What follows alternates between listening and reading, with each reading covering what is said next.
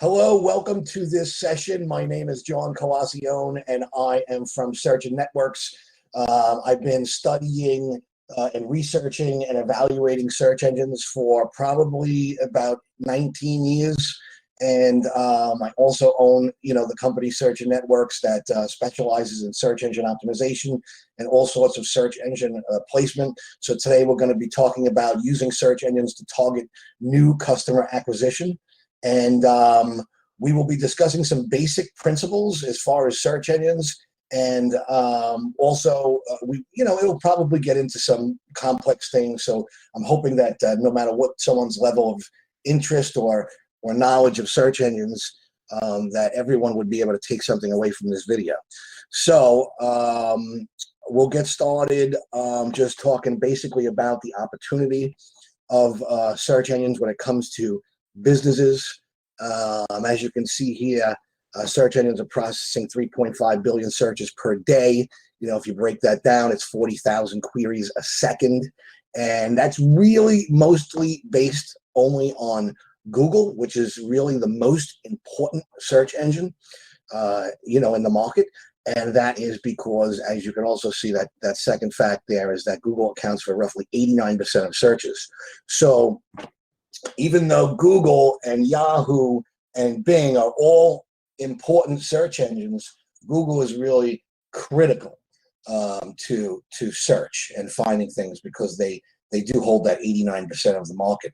So everything that we'll be discussing today, many of the types of techniques and things like that will be available, and they're things that you can also do with Yahoo and Bing. But most of the time, we're always going to be focused mainly on Google, because is just a tremendous part of this whole scheme of things. And another thing that I wanted to mention, when we're not, it's not just how much these search engines are being used for search, but companies have also found that advertising on search engines not only gets them found, but it also improves from a brand perspective.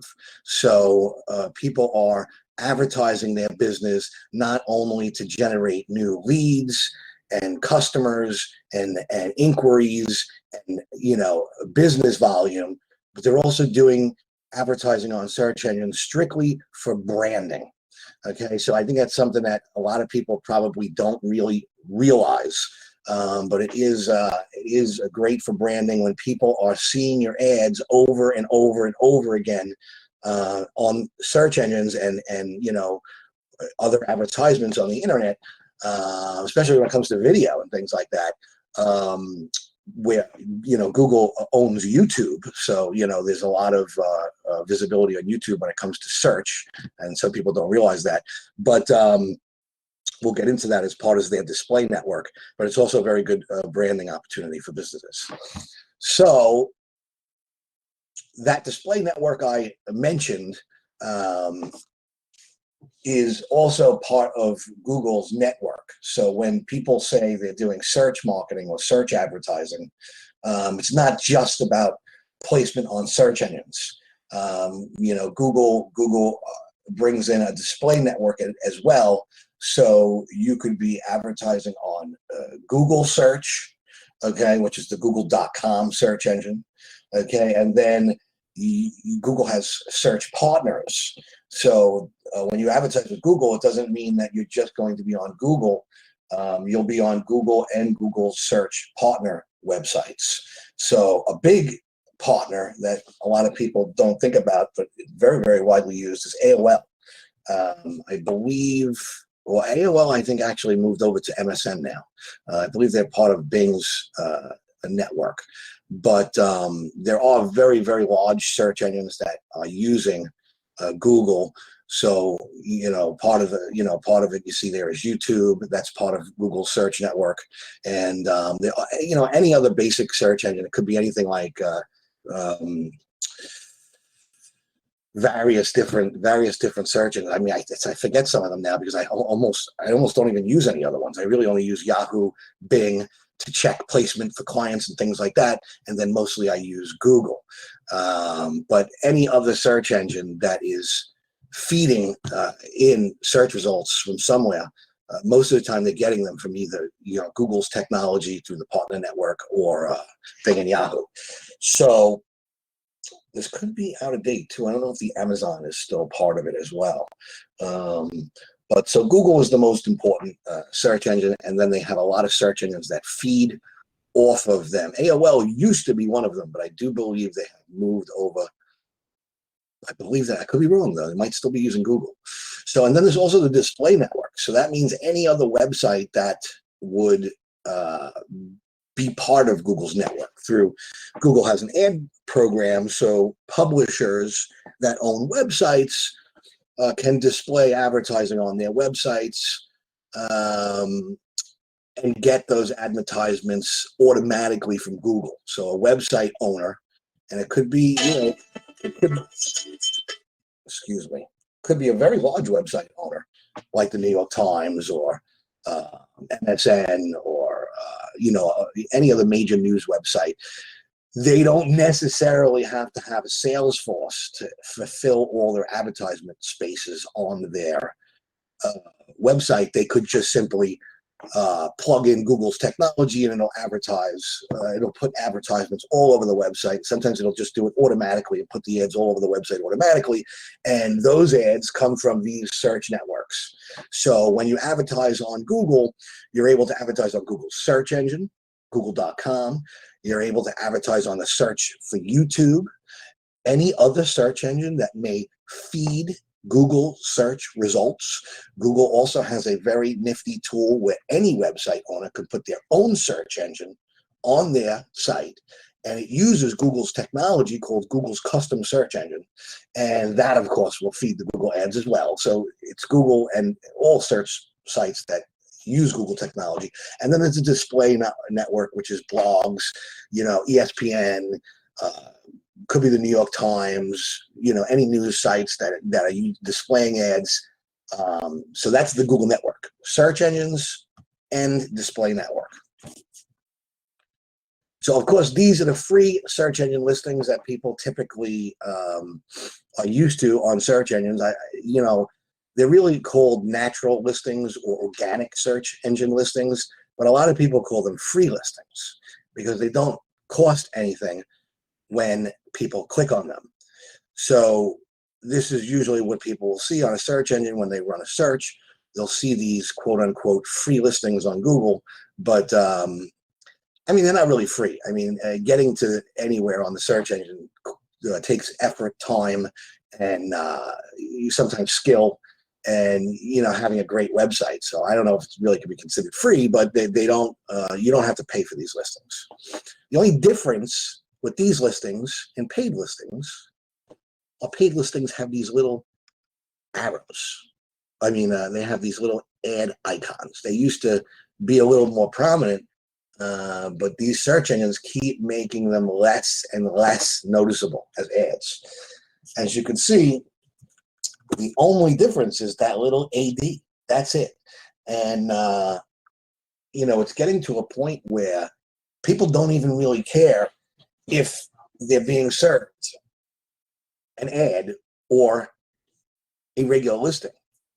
Some people don't know the difference, and some people just don't care, because as long as they get a good result of what they're looking for, they're not going to necessarily care all the time whether it was an ad or not.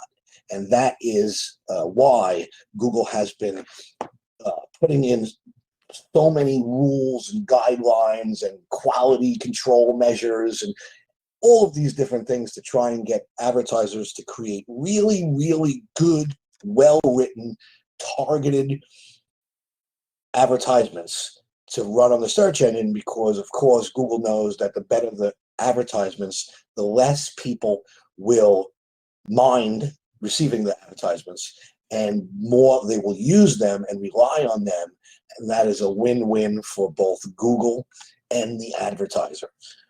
Some people believe that, some people don't want to click on the ads, and that's true. Some people do not want to click on an ad. They want to go to the organic results.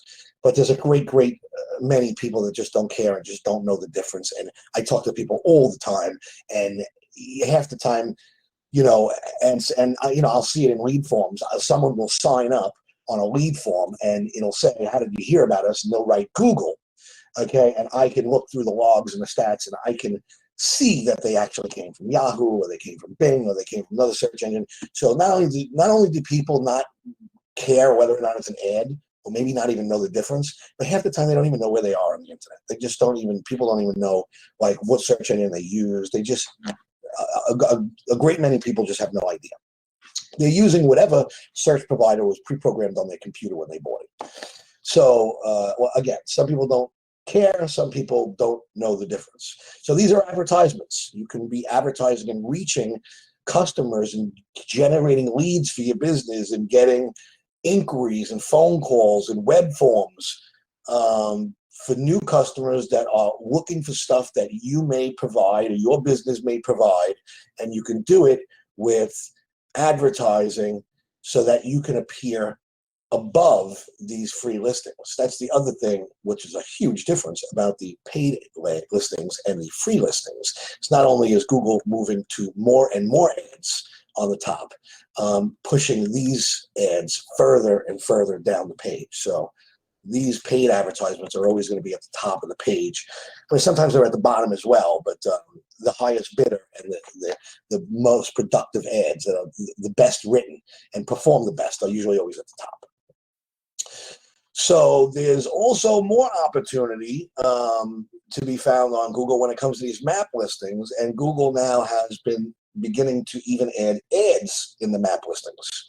So, you know, you not only want to be in the organic results, okay, of the search engine, you also want to take advantage of the paid advertising opportunities, which Google says if you're not doing, you're missing out on about 89% of searches. That Google claims that 89% of the market is using these search ads. That's what they have said in webinars and events that I frequent. So so we have the free listings. We have the paid advertising. I mean, Google says that even if you have a #1 organic listing, you're still missing out on 50%. 50% of the web. If you're further down the page, then it's 89% you're missing out on. So then you have these maps listings, which are really, really important for people that have local businesses, that have walk-in brick and mortar stores, restaurants, anything local, where people are going to be finding stuff on their phone and stuff like that. These are really, really important. They're also allowing advertisements here in the maps area. So you're definitely going to want to be in these maps listings, and a lot of companies have a hard time getting here, and they wonder why their competitor might appear and they don't. And really, the trick to maps is having a good listing, having all of your information accurate, claiming the business's profile, or if you don't, if one doesn't exist, making it in Google Places, Google Places for Business, I believe they call it now, and Google Business Console or something like that. So you have to do, you know, claim your business, keep it up to date. You know, if you're getting reviews on the business, that's going to help. If you're updating your hours from time to time for holidays and things like that, that's going to help. The more accurate that Google feels your listing is, the more likely they're going to show it here.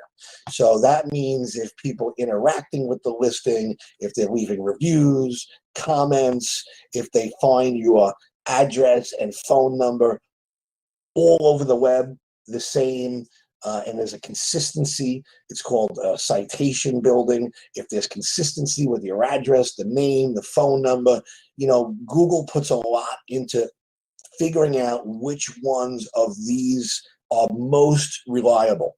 So, you know, and it comes into play with everything. I mean, people that use pictures on their listing, you know, the better your listing is, the more likely Google's going to show it here. If you have a really blank listing and there's no reviews and you haven't updated the listing in like 3 years, Google has no idea what your holiday hours are, or if you even interact with the listing, maybe it's not even accurate anymore, has no pictures, it's just never going to wind up being here unless there's zero competition. So if you're in a competitive niche, Google's going to really put in a lot of effort to try and figure out your map listing and whether or not it should appear for competitive searches when people are looking here. Now, in addition, Google has something brand new too. There's another way that you can reach customers, and they're pretty much still piloting it.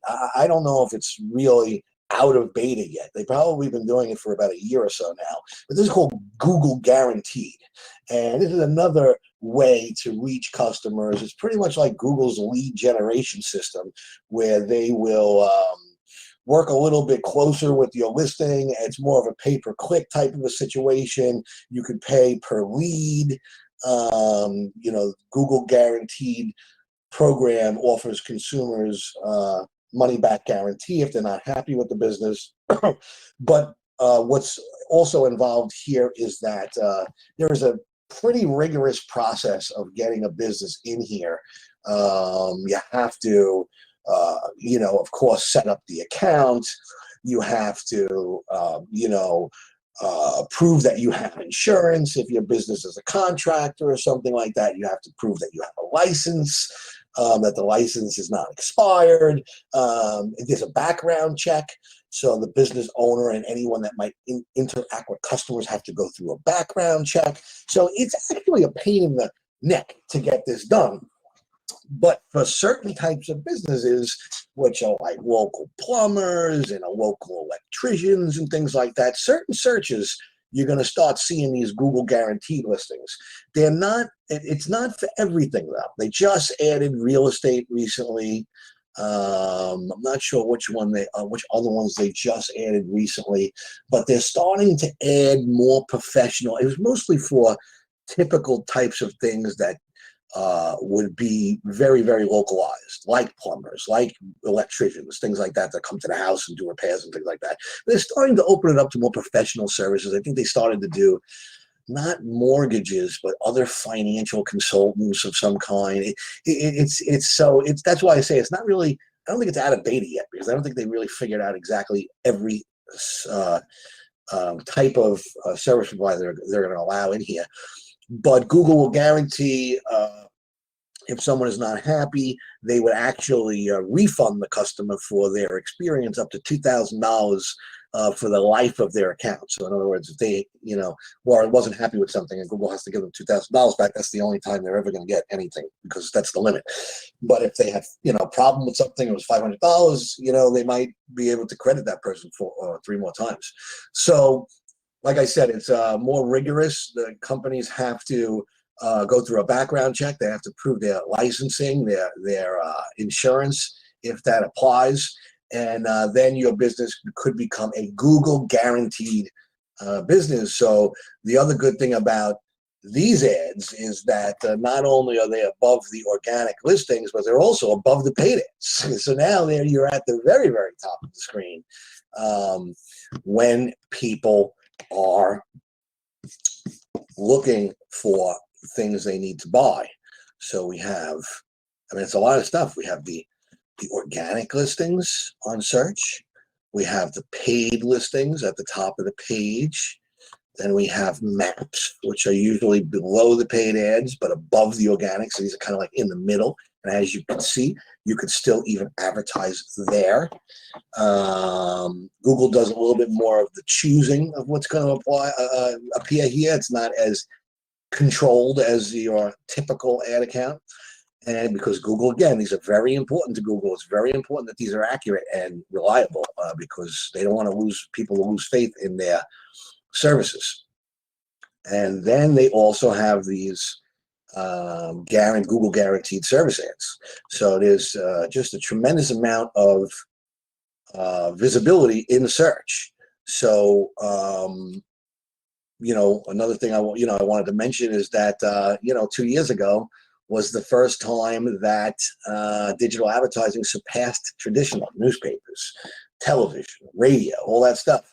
And they are actually predicting that not only did it surpass television and traditional media and stuff like that, but they think that it's going to be 2/3 by 2023, which is really only a couple years away. So it's going to have really, really grown way past traditional media. So And then the other point was that whether you're handling your search engine positioning yourself or you're hiring someone to do it for you, the time, effort, and money spent on optimal search engine placement will not be wasted, because, as I had mentioned in the beginning of the program, with all these searches done per day, and people finding everything in search that they need, getting somewhere, putting effort into being on these search result pages. And it is important. Bing and Yahoo and Google, those are important too, even though they only have 11% of the market. You definitely want to be there as well. And the other benefit of them having a smaller share of the market is that it's actually cheaper to advertise there. So, I do have a lot of effective ad campaigns there. I do not recommend not doing Bing and Yahoo advertising and just forgetting about them because of the size of Google's market share. You don't want to do that. You want to include those other search engines. They still have 11%. It's less money. You're going to get a different type of user, and you're going to get better prices. So you definitely don't want to not include Yahoo and Bing. So that was one other point I thought I wanted to mention about Bing and Yahoo, but I'm not remembering, but maybe we'll get to it with some questions, because we're out of time. And what we're going to do is I'm going to take some questions afterwards.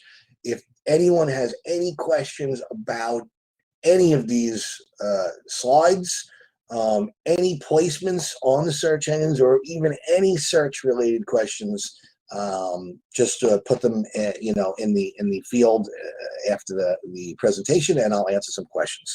Thank you very much. I hope you took something away from this.